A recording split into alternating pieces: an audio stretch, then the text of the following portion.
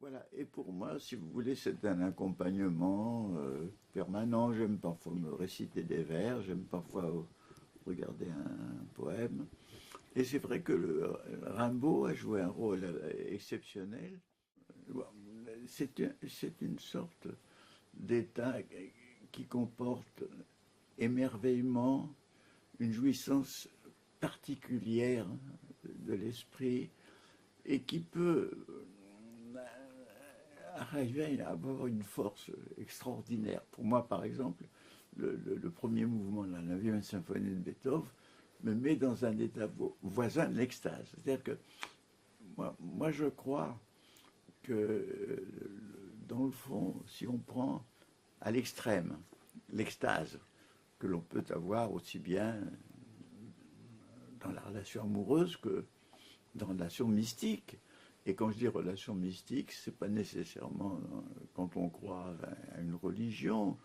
On peut l'avoir à des moments au sein de la nature, au sein d'une communauté, etc. Donc, c'est cet état second. Et dans le fond, c'est ça qui m'a fait distinguer la prose de la poésie de la vie. Dans la prose, c'est toujours des choses qui nous occupent, qui ne nous intéressent pas tellement, qui ne nous concernent pas en profondeur, qu'on est plus ou moins obligé de faire. Et la poésie, c'est dès qu'il y a quelque chose qui nous soulève, qui nous extalte, une communion, une ferveur, et que l'on peut trouver aussi bien quand je vais à l'opéra, que quand je vois un beau visage, que quand je vois la mer. Enfin, plusieurs choses me donnent à des degrés d'intensité différentes.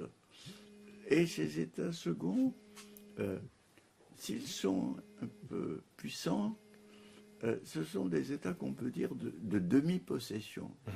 Pourquoi est-ce que j'emploie ce terme? Parce que c'est Michel Léris qui a étudié une troupe de théâtre en Abyssinie, ou en Somalie, je ne sais pas, en Abyssinie, qui jouait dans un état de demi-possession. Et moi-même, j'étais très frappé, j'étais un peu initié à un candomblé au Brésil, et je vois le moment où les personnes qui sont dansent de plus en plus, dans d'exaltation de plus en plus grande, sont soudain possédées par l'esprit d'un Dieu qui parle par leur bouche. Et d'ailleurs, le mot enthousiasme veut dire être possédé par un Dieu. Et tout ça, ce sont des gradations, si vous voulez, depuis un moment d'un peu de jouissance artistique jusqu'à l'extase, où on est à la fois, on se perd et on se retrouve. Et il y a beaucoup de gradation. Et c'est ça, si vous voulez, la qualité poétique de la vie. Et c'est ça qui donne, à mon avis, le sens de la parole de Hölderlin, qui dit poétiquement, l'homme habite la terre. Évidemment, c'est un peu trop absolu parce que nous l'habitons aussi prosaïquement, mais finalement, dès que nous nous sentons habiter la terre, comme par exemple les précolombiens, encore aujourd'hui maintenant en Bolivie, avec la Pachamama, la mère terre, ils ont un sentiment comme ça de plénitude inouïe. Donc, si vous voulez, c'est un peu ça la qualité poétique de la vie.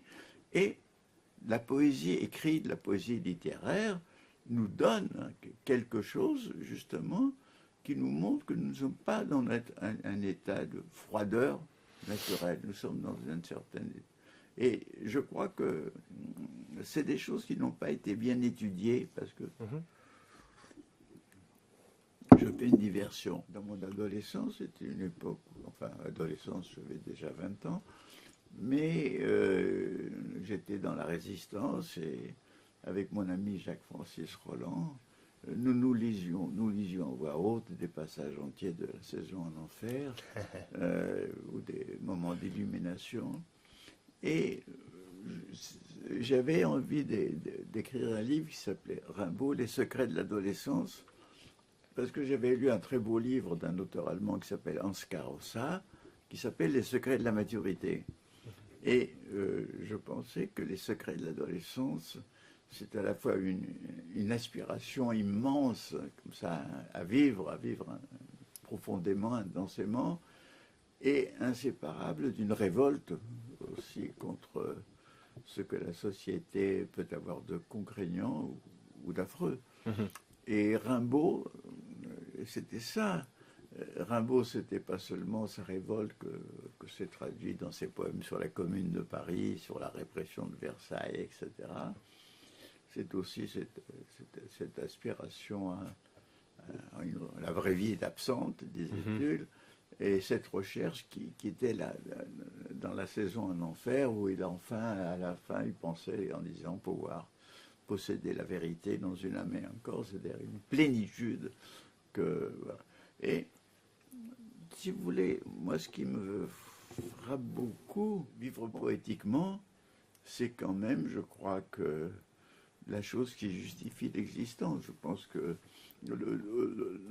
tellement d'êtres humains sont condamnés à n'avoir que quelques moments fugitifs de poésie dans la vie et d'être asservis dans des tâches prosaïques, que vraiment on peut dire que c'est une revendication anthropologique et presque politique aujourd'hui. Ouais.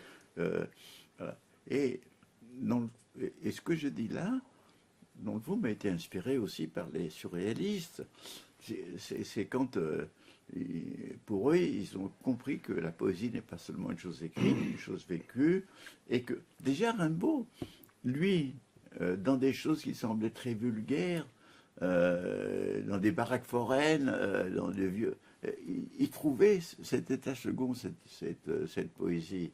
Et après, quand les surréalistes ont décrit le passage des panoramas, on retrouvait un merveilleux quotidien et une capacité de regarder le monde où on est avec cet autre regard. Je crois que c'est ça qui est magnifique, parce que le monde prosaïsé se transforme. Bien entendu, il ne faut pas verser dans l'euphorie et dire qu'on peut vivre dans l'enchantement. Moi, je conçois au contraire que c'est parce qu'on puise des forces, des énergies dans l'état poétique et dans l'amour qu'on a la force de se révolter contre les ignominies et les horreurs de ce monde. Je veux dire que ce n'est pas une invitation à la jouissance permanente, mais je pense que c'est la chose importante. Quelle est la différence entre la prose et la poésie? Ce n'est pas seulement de la poésie, ce sont des vers. D'ailleurs, il y a des proses très, très poétiques. C'est que ce qui est poésie dans la littérature nous met dans un état second. Et alors, c'est cet état second qui est très particulier, parce que c'est ça, où les choses sont créatrices. Si la raison est pure, elle est stérile. Si l'affectivité est sans contrôle, elle touche au délire. C'est un peu ça. Et donc j'entends, et la poésie de la vie se situe toujours dans cette zone. Et je pense qu'effectivement, les rêves partir. Enfin, moi, j'ai été très frappé quand j'étais en Californie dans les grandes années de la contre-culture, c'est-à-dire en 69-70, de participer à des park-in, c'est-à-dire dans des parcs, des rassemblements de dizaines de milliers de jeunes gens, avec orchestre, une solo formidable, et bien entendu, beaucoup cédaient un peu avec les uns c'était un peu la marijuana, les autres autre chose. Enfin, il y avait même des infirmiers qui étaient là pour là, parce que là, on risque toujours, il y a toujours un risque dans le comble de l'extase. Et donc, c'était des moments extraordinaires de communion, et qui ont existé pendant un temps. Et puis maintenant, il y a eu les rêves partir, tout ça, et tout ça va toujours trouver de nouvelles formes. Oui, c'est-à-dire l'écologie donne un sentiment de la nature, de notre propre nature, qui veut être libre, et donc contribuer à tout ça.